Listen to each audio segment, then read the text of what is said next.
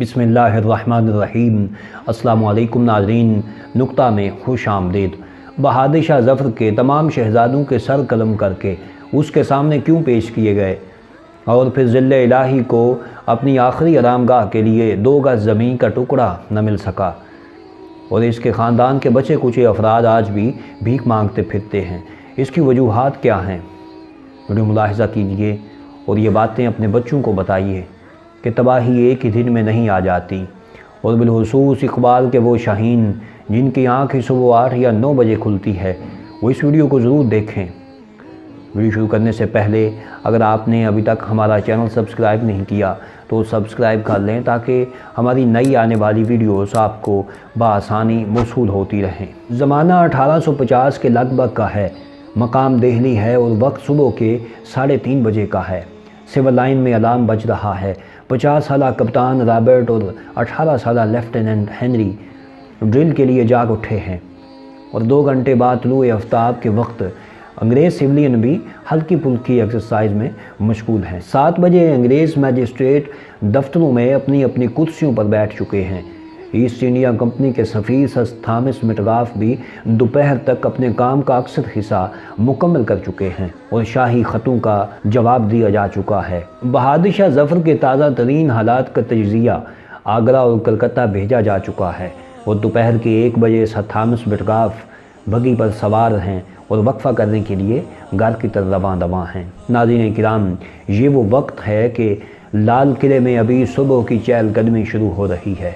ज़िल्ले इलाही के महल में सुबह सादक के वक्त मुशायरा ख़त्म हुआ, जिसके बाद ज़िल्ले इलाही और अमायदीन ख्वाबगाहों को गए थे। अब कनीज़ें चांदी के बर्तनों में पानी लिए आलम पनाह का मुँह धुला रही हैं और तौलिया बरदार महजबीनें चेहरा, पाँव और शाही नाक साफ़ कर रही हैं और हकीम चमन लाल शाही पाए मुबारक के तलवों पर रोगने ज़ैतून मल रहे हैं। नाज़रीन, इस हकीकत का दस्तावेज़ी सबूत मौजूद है कि लाल किले में नाश्ते का वक्त और दिल्ली बरतानवी हिस्से में दोपहर के खाने का वक्त एक ही था। 2000 से ज़ायद शहज़ादों की मुर्गबाजी, कबूतरबाजी और बटेरबाजी और मेंढू की लड़ाई का वक्त भी यही था। अब 100 साल या 150 साल पीछे चलते हैं।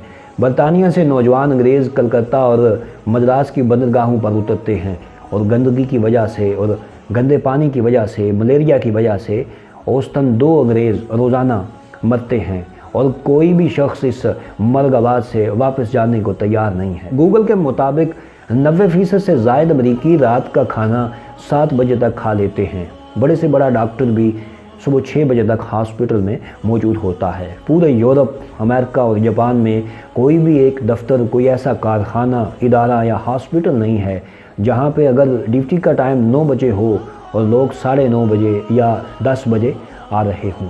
नाज़रीन किराम, फितरत अपना कानून नहीं बदलती। जो मेहनत करेगा उसे ही कामयाबी मिलेगी। ईसाई वर्कर थॉमस मेटगाफ अगर 7 बजे दफ्तर पहुंच जाए तो दिन के 1 बजे तौलिया बरदार कनीरों से मुंह साफ़ करवाने वाला बहादुर शाह ज़फ़र मुसलमानों का बादशाह ही क्यों ना हो, नाकाम रहेगा। बदर में फरिश्ते उतरे थे, लेकिन इससे पहले मुसलमान अल्लाह ही की अता से पानी के चश्मों पर कब्ज़ा कर चुके थे, जो इतना आसान नहीं था। और अल्लाह के महबूब सल्लल्लाहु अलैहि वसल्लम ने या तो सारी रात जंगी पॉलिसी बनाने में गुजार दी या अल्लाह के हुज़ूर सर्व सुजूद रहे। मगर अफसोस, हमारे इस मुल्क के बेशतर इदारों में ये लाल किले की तर्ज की ज़िंदगी का दौरा है और ऐसी खामियाँ हमारे मुआशरे को इखलाकी पस्ती की तरफ लेकर जा रही हैं। नाज़रीन, ये मत सोचा करें कि मैं सुबह सवेरे उठकर काम पर जाऊँगा तो लोग सोए होंगे, गाहक कहाँ से आएगा, सवाली कहाँ से आएगा। तो ये बात याद रखें कि गाहक और रिज़्क अल्लाह भेजता है। रब कायनात हमारे इखलाक में बरकतें अता फरमाए।